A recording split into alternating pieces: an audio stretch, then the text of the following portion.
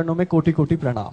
देह शांत होने के बाद 12-13 दिन का जो धर्म कांड क्रियाकर्म जो क्रिया धर्म है जो गृहस्थ में होता है, यदि वो सब ना किया जाए और 15 दिन का अखंड नाम जप कीर्तन करवाया जाए तो क्या ये उचित है? सबसे ज्यादा जोर की बात हुई है। हाँ, 2-4 लड्डू खोए के मिला के देने से जीवात्मा को तृप्ति नहीं हो जाती।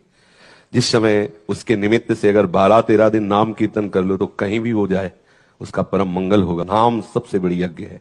यज्ञों में सर्वश्रेष्ठ यज्ञ जप यज्ञ मैं हूं, भगवान गीता में कहते हैं।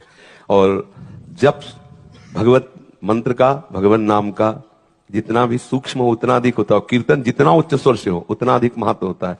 कीर्तन में साक्षात प्रभु पधारते हैं। 12-13 दिन किसी के नाम के प्रति कीर्तन किया जाए, निश्चित उसका कल्याण। इसमें ये बहुत अच्छा लगा। यदि ऐसा हो, वो कोई भक्ति कर सकता है। जय श्रीमन नारायण।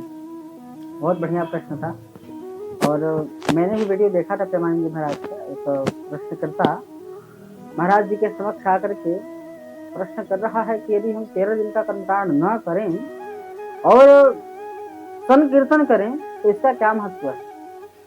और यहाँ पे मुझे बड़ा विस्मय हुआ, इस बात का बड़ा आश्चर्य हुआ कि प्रेमानंद जी महाराज जैसे योग्य व्यक्ति, विद्वान व्यक्ति, जो भगवान के भक्त हैं, उन्होंने शास्त्र का खंडन करके और शास्त्रीय वार्ता कर दिया।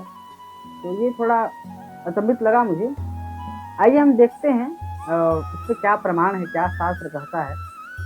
सबसे पहली बात तो ये है कि प्रेमानंद जी महाराज जैसे बड़े योग्य व्यक्ति को इन सब बातों का बड़ा ध्यान से, बड़ा सोच समझ कर उत्तर देना चाहिए, क्योंकि इनकी बातों को सुनने वाले काफी लोग हैं, करोड़ों की मात्रा में है सुनने वाले।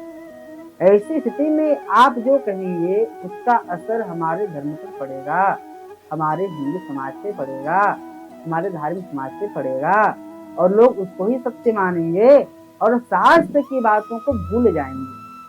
और वास्तव में वो कर्म जो शास्त्र विधि से रहित है, उस कर्म को करने वाले व्यक्ति को न गति मिलती न सुख मिलता है। और आपने यहाँ पे भगवान श्री कृष्ण के जप यज्ञ की उदाहरण दे करके जप यज्ञ का उदाहरण दिया और बताया कि जप यज्ञ भगवान स्वयं कह रहे हैं गीता में जप यज्ञ की प्रधानता। तो जप यज्ञ का महत्व एक अलग है और कर्म कांड का विषय अलग है। भगवती जगदम्बा पराम्बा सीता मैया ने जब दशरथ जी के मरण के महीनों बीत गए, उस समय गया जी ने आकर श्राद्ध किया, दर्शाया कि श्राद्ध का अलग महत्व है। जब भगवती सीता, भगवान रामचंद्र जी श्राद्ध कर सकते हैं, उन्होंने स्वयं वाल्मीकि रामायण में बताया है कि जो पुत्र अपने पिता का श्राद्ध नहीं करता है वह पुत्र नहीं होता। उस पुत्र का पहला कर्तव्य है पितृ से छुटकारा प्राप्त करने का। पहला उपाय यही है कि वह कर्मकांड विषय में बढ़िया मंथन करके, बढ़िया विद्वान से परामर्श लेकर के तब पिंडदान करे, तब कर्मकांड करे। तो ये प्रमाण है। तो आपने कह दिया, आपने ऐसा कहा तो मैं यही समझूंगा कि x का मान से हम गणित के प्रश्न को तो हल कर सकते हैं, लेकिन वही x का मान लेकर के, वही जप यज्ञ की महिमा लेकर के क्या हम रासायनिक सूत्र वाले विज्ञान के प्रश्न को हल कर सकते हैं? क्या सिंधु के अथाह जल को निकाल करके हम पूजन में प्रयोग तो कर सकते हैं, लेकिन उसका पान कर सकते हैं? नहीं कर सकते हैं। ठीक उसी प्रकार जप यज्ञ का अलग महत्व है, संकीर्तन का अलग महत्व है, कर्मकांड का अलग महत्व है। तो आइए पहले तो हम इससे प्रमाण देखते हैं, क्या प्रमाण है शास्त्र में। हिमांद्री में सुमंतु कहते हैं, देव कार्यादपि सदा पितृकार्यं विशिष्यते। सुमंतु महाराज कहते हैं कि देव कार्य की अपेक्षा में सदा सर्वदा पितृ कार्य को ऊपर रखना चाहिए। देवताभ्यो हि पूर्वम पितृणामाप्यायनं वरम। अतः देवताओं को तृप्त करने से पहले पितरों को तृप्त करना अनिवार्य होता है, नहीं तो पितृदोष लगता है। और पितृदोष से आज देश के लगभग 99% लोग पीड़ित हैं। क्यों? क्योंकि लोग पितरों को भूल चुके हैं, पितर को भूल चुके हैं। यहाँ तक कि देवता भी कहते हैं कि पहले पितरों को जाकर के प्रसन्न करो तो हम प्रसन्न होंगे। और यहाँ तक शास्त्र में ये प्रमाण है, ये बात लिखा हुआ है कि आपके द्वारा जो कुकर्म होता है वो पितरों के ऊपर भुगतना पड़ता है। आप जो कुकर्म करते हैं ना पृथ्वी में आकर के, तो आपके पितरों को कोड़ा मारा जाता है ऊपर देवताओं के द्वारा। उन कोड़ों के चाबुक से बचने के लिए पितर पुकारते हैं, अपने गोत्र को, अपने कुल को पुकारते हैं कि हमारी रक्षा करो, कर्म करो, सत्कर्म करो। लेकिन जीव सत्कर्म नहीं करता है, देवताओं की पूजा करता है। और देवताओं की पूजा करने से क्या होता है, पितरों को तो शांति नहीं मिलती। देवता तो प्रसन्न हो रहे हैं, लेकिन आपके पितृ जो है वो प्रसन्न नहीं हो रहे हैं। इसीलिए अनंत क्रम सात प्रकाश में, अनंत्य क्रम सात प्रकाश में ये आया है कि पहले नम्र निवेदन में आया है कि भैया पहले देवताओं को काम छोड़ो, थोड़ा सा ब्रेक लगा दो देवताओं के काम में, पहले पितरों का काम करो। ये अनंत क्रम सात प्रकाश में लिखा हुआ है नम्र निवेदन में। जो सारांश होता है ना ग्रंथ का सारांश, ग्रंथ में क्या है, किस विषय हेतु इस ग्रंथ को लिखा गया है, जो आप सारांश पढ़ेंगे वहाँ लिखा हुआ है कि आप देवताओं को प्रसन्न करने से पहले पितरों को प्रसन्न करें, तब देवता प्रसन्न होंगे। नहीं तो पितर अगर अप्रसन्न हो गए तो देवता भी आपकी लाज नहीं बचा सकते। आइए दूसरे प्रमाण में आते हैं। वायु पुराण और ब्रह्मगर्भ पुराण में हिमांद्री कहते हैं, श्राद्धात् परतरम नान्य श्रेयस्करमुदाहृतम् तस्मात् सर्वप्रयत्नेन श्राद्धं कुर्यात् विचक्षणः। हिमांद्री में सुमंतु कहते हैं कि श्राद्ध से बढ़कर कोई भी कर्म कल्याणकारी नहीं होता है, अतः सभी प्रकार का यत्न करके श्राद्ध करना चाहिए। यहाँ तक कि भगवान सीतारामचंद्र जी ने वाल्मीकि रामायण में कहा है, यथा हि चोरः तथा हि बुद्धस् तथागतं नास्तिकमत्र विद्धि तस्माद्धियं शक्यतम प्रजानां नास्तिकेनाभिमुख बुध स्यात्।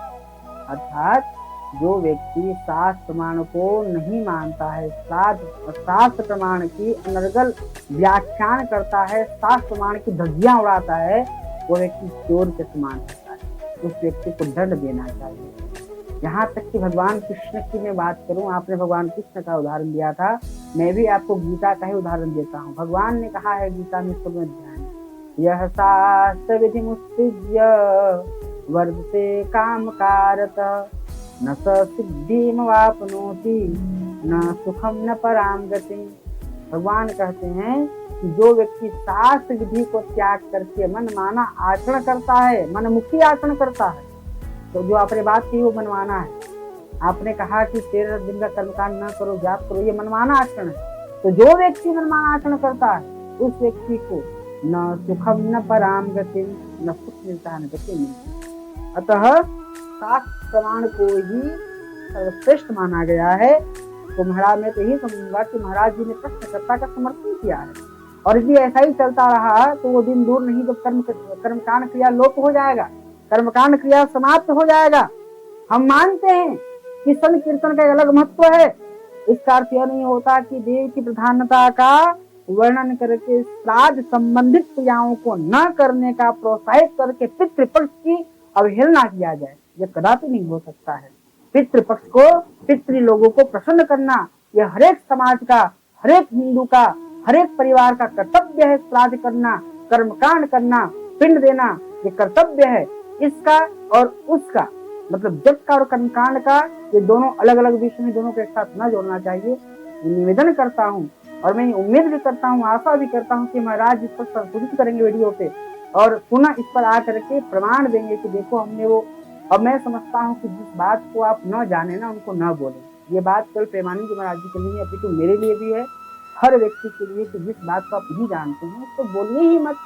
ऐसा थोड़ी है कि व्यक्ति सर्व ज्ञाता है, भगवान के समान दूसरा कोई सर्व ज्ञाता नहीं है जो हर विषय का ज्ञानी है। आजकल हम देखते हैं कि बहुत सारे ऐसे लोग हैं जो प्रश्न जब होता है, प्रश्नोत्तरी जब होता है तो लोग प्रश्न करते हैं तो अपने आप को विद्वान बताने के लिए उसका अप्रमाणिक, अशास्त्रीय उत्तर दे देते हैं, लोग स्वीकार कर लेते हैं। इनसे बचना चाहिए। जो बात आपको न आए उसको कह दीजिए कि भैया इसका उत्तर हम आपको कल देंगे, और आप समय लेकर के उसका प्रमाणिक उत्तर दीजिए।